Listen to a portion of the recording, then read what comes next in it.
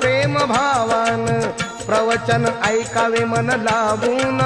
प्रसन्न होईल हे तन मन धम्माला जागदा साधावी ही सफलता साधावी ही सफलता ऐका नंदिनीची मी सांगतो कथा